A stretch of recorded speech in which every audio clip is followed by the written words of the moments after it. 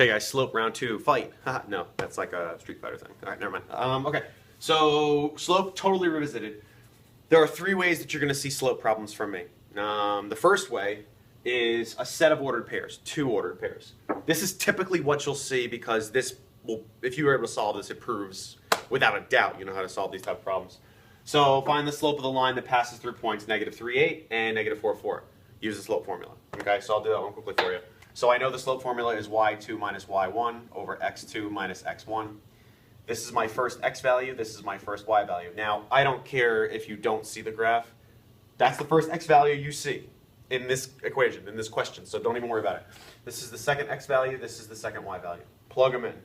4 minus 8 over -4 minus -3. Remember, you're going to have to double sign sometimes because the minus signs are built into the equation. This is -4 on top, change, this is -1. So the answer is just going to be 4. Okay, hopefully you got that. Not going to do that one, but you understand the aspect of this. There's many different ways you're going to see this. That's the first way you'll see slope problems from me. The second way is from a graph. Really, really easy because you can use the counting method, the second method. Okay, so here, you can probably see this pretty well. I'm going from here to here. I want to find how steep this line is. This is not very steep. It doesn't look very fun, but it doesn't matter. How many points or how many units do I have to go to get to the same line or the same line as that point? I'm going to rise, so I can have a negative rise. 1, 2. I went -2 units. Okay, because I'm on the line with this point. So that was a -2. So the rise was -2. And the run is going to be 1, 2, 3, 4. Weird, that's the same one as we had last time. So it's 4. So it's -2 over 4, which means it's a -1/2. That's the slope of that line. Okay. Actually, this is advanced stuff for y'all advanced people out there. Check this out. Because it's a straight line, the slope never changes, ever. Okay, so say I just wanted to go -1/2, and you're saying, how is that the same as -2 over 4? All right, check it out. -2, -1, -2, 4. 1, 2, 3, 4. I'm still on that line, aren't I? Okay, good. But let's just use the -1 over 2. -1, so down 1 over 2, 1, 2. Am I on that line? Is that a point on that line? Yeah, it is. So it doesn't matter because the line is straight. It's still going to always have the same slope no matter what points you check.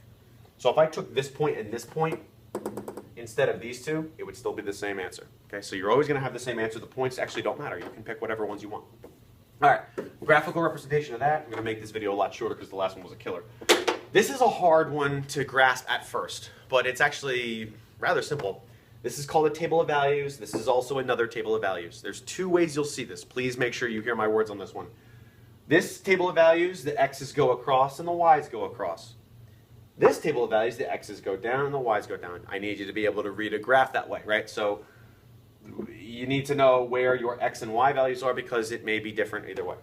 Table of values is the same way. I need a pair of ordered pairs. On this one, we won't do this one because it's a little bit easier to see, I think. On this one, I need to find the slope of this line. This is a line on a graph. So here's an xy pair and here's another xy pair. Well, let's just label them.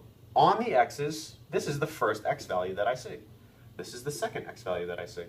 This is the first y value that I see, and this is the second y value that I see. Then you would put it into the formula and solve. So 10 minus 2 over 5 minus 1, these are nice numbers. This is 8 over 4, which is just 2. So the slope of that line is 2. Now, you're saying to me that it's not the same. Okay, well let me take these two ordered pairs instead. Okay, so pretend we didn't use these ones, we use these ones. Okay, so it would be 20 minus 15 over 4 minus 3. This is 5 over 1, which, oh, this isn't a straight line. Okay, how funny is that? Okay, so, what did I do here? That's weird. 10 minus 5 is, okay, this is 5. Hello. I am not redoing this video. Ha! Okay, this is 5 over, I totally messed that up, sorry. This is 5 over 1. Okay, it is a straight line. Let's see what I did, right, because this is actually good. I put 10 minus 2. I did y2 minus x2. Okay, so that's absolutely not what you want to do at all. Make sure, see, I even labeled them. I still did it wrong. So odds are there's going to be times where you do this and you do it incorrectly.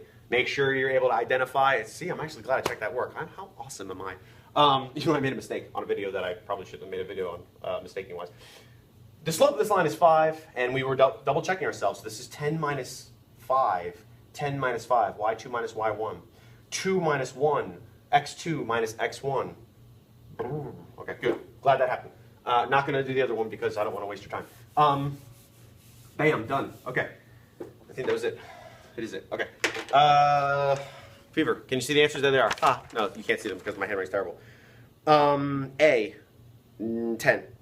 B, 0. Okay, it's 0 because when the numerator or the top of the fraction is 0, the slope is 0. The slope is 0, like a flat horizontal line. C, the answer is undefined. So when you have a fraction and the slope, I think it was, I don't know what it was. So let's just say it was 3 over 0. Whenever the denominator or the bottom is 0, the answer is undefined. That's a really tough concept. We'll have to talk about that in class. Why is it undefined? Why is it not, I don't know, something else? There's a reason for that, and I'll try to explain it the best I can to you. So C was undefined. The easy way to identify that is whenever you see the same x values twice. And they're both negative too. So when that happens, you don't even have to do any work. It's just undefined. D, that output table, is 4, and E is 2. Okay. Bye-bye. I'm going to get you. Ah! Okay.